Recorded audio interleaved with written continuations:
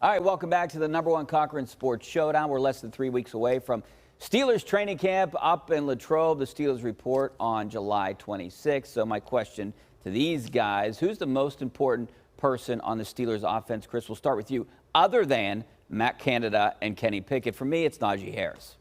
Yeah, I'm going to say Isaac Seumalo, just because I think that they're putting so much stock into this. And look at all the way they address the offensive line, with the draft capital, the free agents they all signed, and they want to do this style that they want to play. Seumalo is almost handpicked in that way for what they say they want to do and what everything else they've been done. He's been sort of the central figure and all of that. And I think if he can make the offensive line better than it was, and it takes the step, it'll be a big reason because of him. So I think if he does that and he lifts the rest of the line up, that will be just that much better for everybody else on the line. I think it's Jaylen Warren.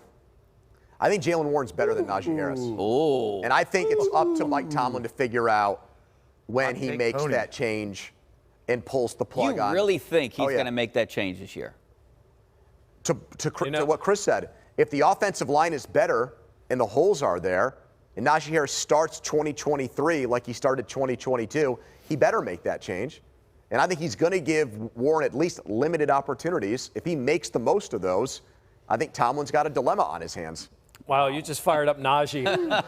Why didn't you just tell me he's fat? That would have been easier than. No, that didn't work last year. He went for 3.8 last year after he was called fat in training camp. I think George Pickens, they've got to have some type of vertical passing game, and he's the guy that brings that to them, at least on the outside. Maybe in the slot, Marcus Robinson, or Marcus Robinson.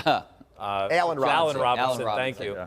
Marcus would be interesting, but Allen would be better, hopefully. But he can do it down the slot, and George Pickens is the guy on the outside. Listen, if you get that ground game going and you can hit a couple of shots downfield, then that offense can really take a step forward. I'm surprised none of you guys said Freiermuth.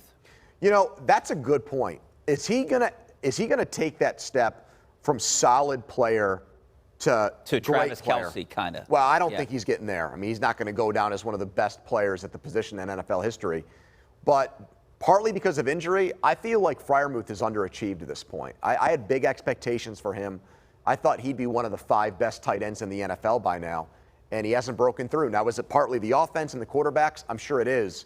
But I just don't see the playmaking from him that I thought. I think it was just because if you look at his numbers, other than the touchdowns, the numbers are almost identical from his rookie year to his second year. Those are really good for a rookie, especially a second-round pick, not necessarily one of the top 10 pick tight ends you see. But he had essentially the same season without the touchdowns, where there wasn't the production in the touchdowns in that area. So if those go up, but it felt like a disappointment because the same thing you said, now take that next step. I think last year at this time, a lot of us were thinking Freiermuth might take that next step. This pass, they don't want to throw in the middle of the field, and that's where the guy plays. Well, yeah, and you could also argue that Deontay's got to have a touchdown. Yeah. You would hope so. He's got to be able to get in the end zone for them. All right, we got to take a break. Things get interesting in West Virginia. We'll explain coming up next. Stay right there.